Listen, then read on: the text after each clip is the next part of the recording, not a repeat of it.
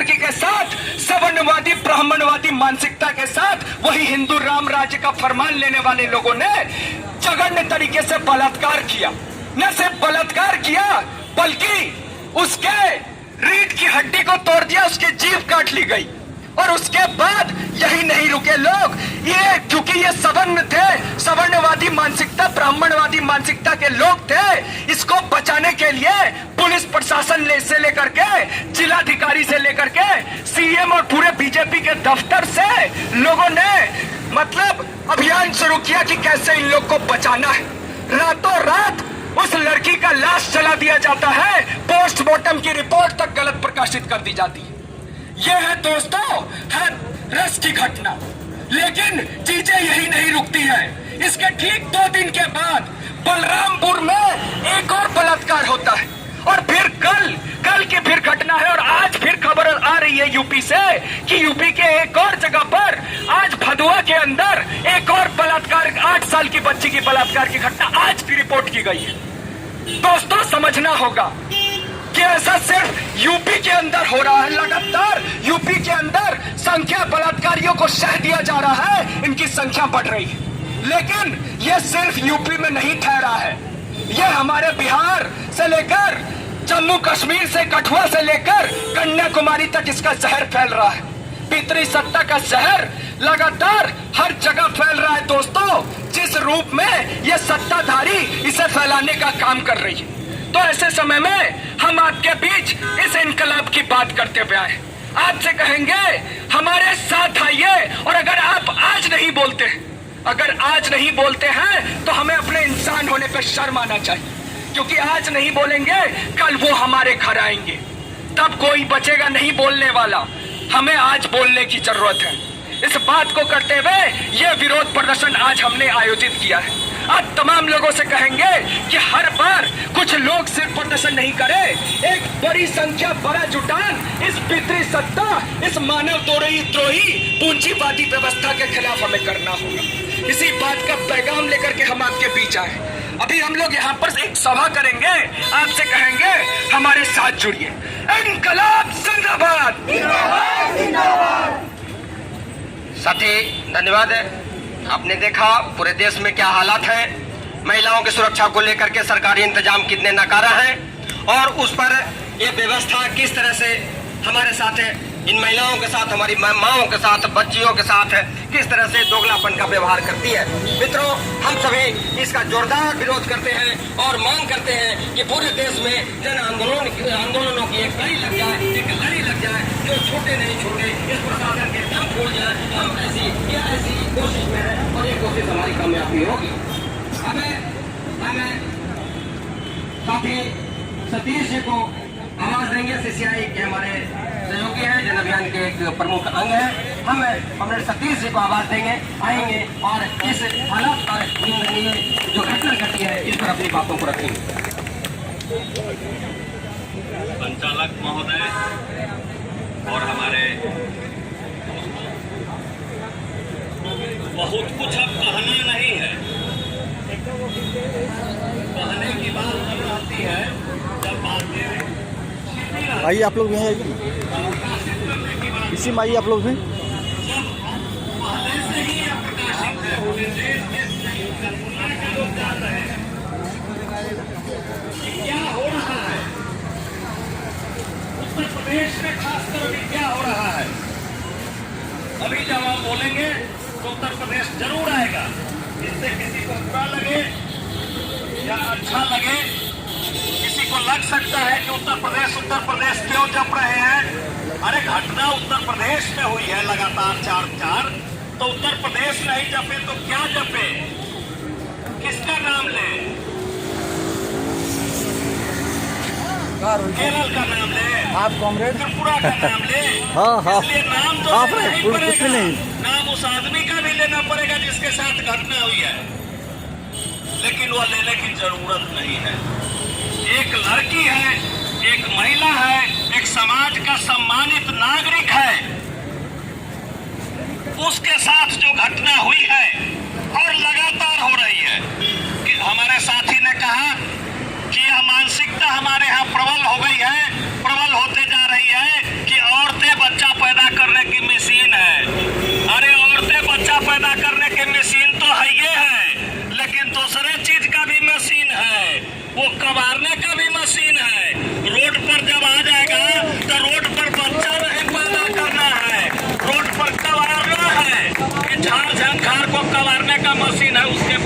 दुगो हाथ है। आजाद तो करें हम लोग अपने जुए तले से मुक्ति तो दें, ऐसे रोड पर खड़ा तो लाके करें। उसके पास तो दुगो हाथ है, नोच लेगा पूरा अत्याचारियों के पूरे वंश को नोच के समाप्त कर देगा।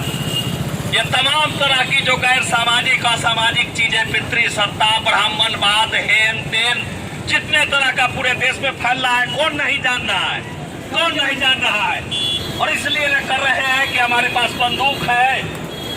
उत्तर प्रदेश में जाकर देखिए, सवर्णों के पास हजारों की संख्या में बंदूक है, हजारों की संख्या में बंदूक रखे हुए हैं, संपत्ति है, हर चीज है, जमीन है, गाड़ियां हैं, ये सब है। लेकिन हथवा हमनिया के पास जाते हैं। इसको मत छेड़ो बार बार। ये सस्पेंशन लेटर हो रहा है बार बार। ये सस्पेंशन लेटर निकलते निकलते जब खाक हो जाएगा तो डिस्चार्ज कर देंगे, उसके बाद डिसमिस कर देंगे।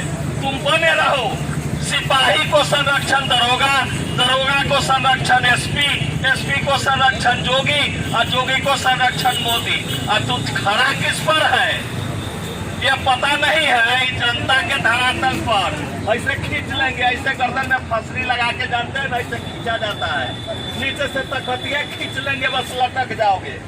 तकतिये खींच लेंगे, सब तुमको लटकाए रखेगा, हम नीचे का तकतिये खींच लेंगे। अरे जब तकतिये खींच लेंगे तो क्या होगा भाई साहब, हमसे बुजुर्ग है, बताइए क्या होगा। चला जाएगा ना, कहाँ चला जाएगा पता न चलेगा। तब डॉक्टर से सर्टिफिकेट लेना पड़ेगा कि हम बचल है कि चले गए। तो डॉक्टर कहेगा जी ना सर, सुरधाम चले गए। तो सुरधाम से लौट के आई हन, सुरधाम से लौट के फिर शासन करे कोई ना वाला, कोई ना आयल पूरा दुनिया में। इनका से बड़का बड़का बा इतिहास के शिक्षा देता नहीं, हम कुछ नहीं के कहा, ये इतिहास के शिक्षा बा। इनका से 100 गुना के 1000 गुना मजबूत आदमी रहन हिटलर। कहा गईलन कोई नाम लेवा है का, दोनों अपने से गोली मार लिया, अपने से गोली मार लिया। दुनिया को मारते मारते थक गया तो खुद से गोली मार लिया, जब फिर आ गया तो खुद से गोली मार लिया। तो जनता के हाथ में तो ये ताकत है जी। आप जनता के गुस्सा को छेड़िए नहीं, जमा मत कीजिए। जमा कीजिएगा तो नाग घास बन जाएगा बाबू। ये कड़ी बन रही है और उस नाग घास से कोई नहीं बचा है। आप अरमान में होंगे कि शासन है मेरा संरक्षक है, लेकिन जनता आपकी संरक्षक नहीं है। जनता बर्दाश्त नहीं करेगी कि हमारा बलात्कार हो और हम देखते रहे। पूरे देश में इसका विरोध हो रहा है, हमको कहने की जरूरत नहीं है। कौन ऐसा इंसान है जो देखते रहेगा। मैं ये प्रहरी है, ये कानून के रखवाले हैं, मैं इनसे पूछना चाहता हूँ कि आपके घर के बहू बेटी के साथ, हमारे घर की बहू बेटी के साथ, इनकी बहू बेटी के साथ कोई अत्याचार होता है, आप बर्दाश्त करेंगे? पिस्तौल बगल में रख के आप चैन की नींद सो सकते हैं? अगर सो सकते हैं तो आप सोइए निश्चिंत, हमको कोई चिंता नहीं है। हम नहीं सो सकते हैं बंधुओं। हमारे सामने हमारे माँ का, हमारे बहन का, हमारे पड़ोसी का बलात्कार हो और हम चैन की नींद सोए, नहीं हो सकता है। बगल में कोई आदमी बीमार हो जाता है तो रात भर नींद नहीं आती है, और बगल में बलात्कार हो गया, रीढ़ की हड्डी तोड़ दी गई, जीभ काट लिया गया। जरा कल्पना कीजिए तो कि कैसा चित्र भरता है, वो कैसे राक्षस है। और उसके बचाने वाले पुलिस और ये प्रशासन और मंत्री और संतरी और जोगी और मोदी, कितने घिनौने चित्र है इनके, कितना घिनौना इनका चित्र आ रहा है। और जब भैया घिनौना चित्र आपका जनता के सामने आएगा तो हमरा रोकने से जनता नहीं रुकेगी। हमको तुम किसी शिक्षा में बंद कर दो, कहीं रख दो, जनता रुकेगी नहीं। जनता को बंद करने का, जनता को बंद करने की कोई जेल दुनिया में नहीं बनी है। हिंदुस्तान के 1 अरब 30 करोड़ आबादी को बंद करने की जेल नहीं है। इस भाई साहब को बंद कर देंगे, लेकिन ये भाई साहब जो सैकड़ों लोगों को जुटा दिए हैं उसको कहाँ बंद करोगे? और उसके पीछे हजारों लोग हैं। आप देखिए न चित्र, वो यह बहुत कहने का नहीं है, यह करने का विषय है। जगह जगह हम लोग खड़ा करें रास्ते में बैरिकेड कि तुम इससे बाज नहीं आओगे तो हम तुमको रास्ता नहीं चलने देंगे। आएगा यह समय, आएगा, यह आएगा। यह हमको मजबूर कर रहे हैं, ये समझते नहीं है कि जब हम उठेंगे तो बड़े बड़े लोग नहीं टिके हैं। ये तो उसमें बहुत छोटे लोग हैं। ये कहिया आए हैं भाई, इनका जन्म कहिया हुआ है जो अभी गद्दी पर बैठे हैं? 14 में ना आए हैं शायद, ये 2014 में आए। इससे पहले कितना लोग गए हैं ना? के भजाया? यही मोदी जी की जनता ने उनको ठिकाने लगाई है। तो 14 जुम्मे 4 दिन हुआ है, इतना ऐठ रहे हैं। ऐठ लीजिए, समय आपका भी आ रहा है, उड़ रहा है। देखा देख लीजिए कि कहीं इसमें अंत है आपका भी। तो हमको इसमें सुनना क्या है? हम क्या आपको कहें? हम वर्णन बता दें? हम जज है कि बलात्कार कैसे हुआ, कई आदमी किया, कहाँ उसको ले गया, ये कहने की चीज है? यह अपने भाई बहन के बारे में ये बताने की चीज है? ये बताने की चीज नहीं है। इस पर रोआ खींच लेने की चीज है वैसे लोगों का, जिन इंसानों ने इसको संरक्षण दिया है, जिन इंसानों ने ऐसे आतताइयों को संरक्षण देने का काम किया है। लाश को जला दिया गया, बताइए तो, लाश को देखने तक नहीं दिया। ये कैसे सो रहे हैं रात को? हमको यह पता नहीं। तुम सो बाबू, हम नहीं सो सकते हैं, हमें चैन नहीं है। और जब तक तुमको गिराएंगे नहीं तब तक चैन नहीं लेंगे। इन्हीं शब्दों के साथ मैं अपनी बात समाप्त करता हूँ। इनकलाब जिंदाबाद। इनकलाब जिंदाबाद, इनकलाब जिंदाबाद। यूपी प्रशासन शर्म करो, शर्म नहीं तो डूब मरो। योगी सरकार शर्म करो। साथियों, पूरे देश में उबाल है, उसी कड़ी में हम भी यहाँ उपस्थित हैं। साथियों ने अभी पूर्व के वक्ताओं ने जो कहा है, नफस नफस कदम कदम बस एक फिक्र दम बदम गिरे हैं हम सवाल से, हमें जवाब चाहिए, जवाब दर सवाल है कि इनकलाब चाहिए, इनकलाब चाहिए, इनकलाब चाहिए। अगले वक्ता के रूप में हम इस शहर के सम्मानित चिकित्सक डॉक्टर पीएन पाल को आवाज देंगे, जो हमारे इस कार्यक्रम में, हमारे इस प्रतिरोध सभा में, हमारे इस आक्रोश को साथ देने के लिए यहाँ उपस्थित हुए हैं। आदर पूर्वक हम बुलाना चाहेंगे डॉक्टर पीएन पाल को, शहर के एक प्रतिष्ठित चिकित्सक।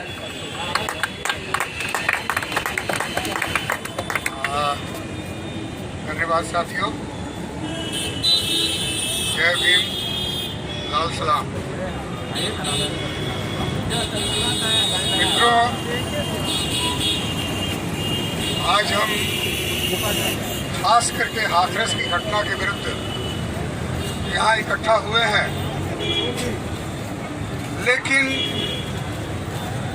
हाथरस की घटना हो या उसके बाद भी यूपी में कई घटनाएं घटी हैं, बिहार के मुजफ्फरपुर में घटनाएं घटी हैं, और पूरे देश में, जैसा कि साथियों ने कहा,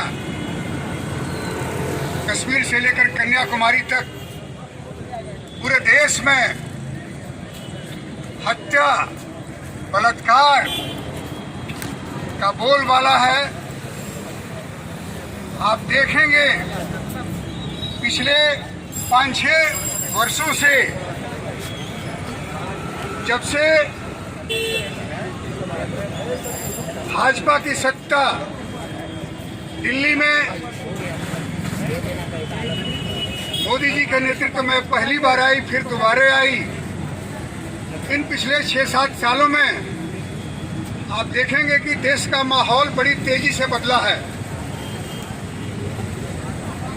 संवैधानिक संस्थाएं, चाहे वो रिजर्व बैंक हो, सुप्रीम कोर्ट हो, सीबीआई हो, यूजीसी हो, ये तमाम संस्थाएं, पार्लियामेंट हो और संविधान खुद, इनको या तो बाईपास किया जा रहा है, इनको कमजोर किया जा रहा है, या इनको समाप्त किया जा रहा है। तो तमाम संवैधानिक संस्थाओं पर खतरा है। और आप देखेंगे जब से ये लोग सत्ता में आए हैं तब से जनता के सवालों से हट करके, चाहे वो रोजगार का सवाल हो, महंगाई का सवाल हो, शिक्षा का सवाल हो, स्वास्थ्य का सवाल हो, किसानों के प्रोडक्ट का सवाल हो, तमाम क्षेत्रों से जहां ये नाकाम रहे हैं, विफल रहे हैं, जीडीपी का मामला हो, ये देश को, जनता को भटकाने का काम करते रहे हैं। और समाज में जो नॉन इशू है, जो मुद्दे जनता के नहीं हैं, उन नए नए मुद्दों को खड़ा करके कभी हिंदू मुसलमान के नाम पर, कभी हिंदुस्तान पाकिस्तान के नाम पर, कभी कब्रिस्तान के नाम पर, कभी लव जिहाद के नाम पर, कभी वो हत्या के नाम पर, इन तमाम सवालों पर जनता को हिंदू मुस्लिम डिवाइड करने का प्रयास रहा है ताकि ये सत्ता में बने रहे। और जैसा कि 2025 में आरएसएस का 100 साल पूरा होने जा रहा है, 2024 में अगला लोकसभा चुनाव है, तो ये 2024-25 की तैयारी कर रहे हैं। भारत को हिंदू राष्ट्र में बदलने का तमाम संस्थाएं समाप्त की जा रही हैं, संविधान को समाप्त किया जा रहा है, पार्लियामेंट डेमोक्रेसी को समाप्त किया जा रहा है। उन्नाव की घटना ये, या फिर हाथरस की घटना हो, या फिर कल परसों जो घटना घटी है मुजफ्फरपुर की घटना हो, या पूरे देश में हत्या बलात्कार की जो घटनाएं हैं, वो घटनाएं वो अगर समग्रता में देखना चाहेंगे तो आप देखेंगे पूरे देश में किसान आज सड़कों पर हैं, इसलिए कि गैर जनतांत्रिक तरीके से, अवैधानिक तरीके से राज्यसभा और लोकसभा में जल्दी में विपक्ष की अनुपस्थिति में बहुत सारे विधेयक जो हैं वो पास करा लिए गए और देश के तमाम किसान आज सड़कों पर हैं। 2 दिन पहले बाबरी मस्जिद के सवाल पर एक फैसला आया है। मैं जानता हूं और आप भी जानते होंगे, देश के 100% लोगों को पहले से मालूम था कि क्या फैसला आने वाला है। अगर पहले से लोगों को मालूम है कि यही फैसला आने वाला है, इसका मतलब कि जुडिशियरी का कोई वैल्यू नहीं रह गया है। और इसकी शुरुआत या कहिए कि एक एग्जाम्पल है राम मंदिर के सवाल पे गोगोई का जो फैसला था, और जिस आधार पर जो है 5 तारीख को वहाँ प्रधानमंत्री ने शिलान्यास का काम किया अयोध्या में। तो ये तमाम चीज़ों को आप देखेंगे तो देश किस दिशा में बढ़ रहा है, चाहे वो किसानों का मामला हो, बाबरी मस्जिद का सवाल हो, या फिर देश के बेरोजगार 21 तारीख को 17 तारीख को पूरे देश में बेरोजगार दिवस के रूप में मनाए थे।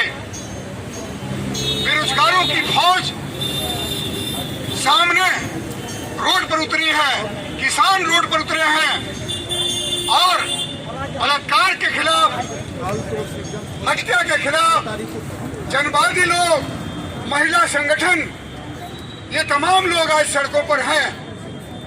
तो मित्रों, हमें वर्तमान निजाम जो है, स्टेट जो है, उसके बारे में मूल्यांकन करना होगा। आज देश की सत्ता और राज्यों की सत्ता अधिकतर जगह वो वर्णवादी व्यवस्था में विश्वास करने वाले लोग जो हैं, ब्राह्मणिकल सोच के जो लोग जो हैं, सवर्ण सामंती मानसिकता के लोग जो हैं, और भारत में सामंतवाद, फ्यूडलिज्म को बचाए रखने में, मजबूत करने में जिस वर्ण व्यवस्था की और कास्ट सिस्टम जो यहाँ एग्जिस्ट कर रहा है, जो हमारी सो कॉल्ड हिंदू संस्कृति, जिसमें जो है महिलाओं के लिए कोई जगह नहीं है, SC/ST के लिए कोई जगह नहीं है, OBC के लिए कोई जगह नहीं है, तो देश की सत्ता एक तरफ अडानी अंबानी और विदेशी कॉरपोरेट हाउसेस चला रहे हैं, तो दूसरी तरफ उनके साथ मजबूत संश्रय में हैं यहाँ के ब्राह्मणवादी, वर्ण व्यवस्थावादी, मनुवादी और कास्ट सिस्टम को मजबूत करने वाले लोग। और हाशिए पर कौन है? जो सबसे नीचे के लोग जो हैं, सफाई मजदूरी का काम करने वाले लोग, ठेला चलाने वाले लोग, रिक्शा चलाने वाले लोग, ये लोग वही हैं जो सो कॉल्ड, इनको एससी कहिए, दलित कहिए, ओबीसी कहिए, ये जातीय आधार पर, सामाजिक आधार पर भी सबसे नीचे तबके में आते हैं और आर्थिक आधार पर भी ये सबसे नीचे तबके में आते हैं। इसलिए बलात्कार हो, हत्या हो या उनको गलत मुकदमों में फंसा करके जेल में भेजने की बात हो, ये आर्थिक और सामाजिक रूप से जो पिछड़े लोग हैं, एससी, एसटी, ओबीसी और कन्वर्टेड माइनॉरिटीज के लोग हैं, 90% जो है हत्या, बलात्कार और जेल में ठूसने की कार्रवाई इन पर होती है। तो हमको सत्ता के बारे में समझ स्पष्ट होनी चाहिए। हमको कॉरपोरेट हाउसेस के खिलाफ संघर्ष तेज करना है। तो ब्राह्मणिकल जो सोसाइटी है, वो हिंदुत्व का जो कॉन्सेप्ट है, ब्राह्मणिकल कॉन्सेप्ट, वर्णवादी व्यवस्था और कास्ट के माध्यम से उसको मजबूत करने का जो सोच है और मंदिर मठों के माध्यम से हमारा जो शोषण का जो सोच है, समाज में जो परंपरा है, इसके खिलाफ संघर्ष करना होगा। और सामाजिक और आर्थिक आधार पर जो सबसे नीचे के लोग हैं, एससी, एसटी, ओबीसी और माइनॉरिटी के लोग, और क्रांतिकारियों के साथ, समाजवादियों के साथ, जनवादियों के साथ मिल करके जो है देशव्यापी संगठन खड़ा करना होगा, आंदोलन खड़ा करना होगा। तब हम इस निजाम से निजात पा सकते हैं, मुक्ति पा सकते हैं। अदरवाइज बहुत मुश्किल है, बहुत मुश्किल है। धन्यवाद। जय भीम, लाल सलाम। मनवाद हो बर्बाद, फांसीवाद मुर्दाबाद, इंकलाब जिंदाबाद। साथियों, अभी गंभीरतापूर्वक और पूरे देश की हालत पर अपने डॉक्टर पीएन पाल को सुना। हम अगले वक्ता के रूप में जन अभियान के घटक साथी बलदेव झा जनवादी लोक मंच की ओर से हम आमंत्रित करेंगे, अपनी बातों को रखेंगे। साथी बलदेव झा जनवादी लोक मंच।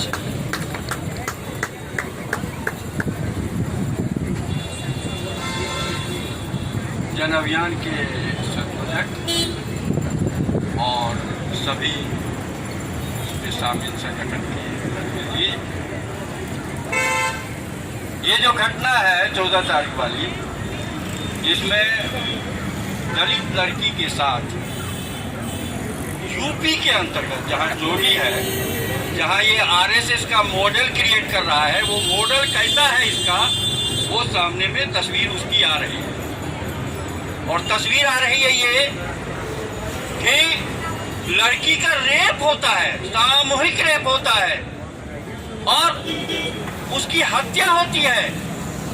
और उसके बाद ये रेप सिद्ध न हो, उसकी हत्या सिद्ध न हो, इसीलिए पुलिस प्रशासन जोगी के इशारे पर वो जो है उसको जला दिया जाता है और टुकुर टुकुर उसका माँ बाप देखते रह जाता है, इन राक्षसों को देखते रह जाता है।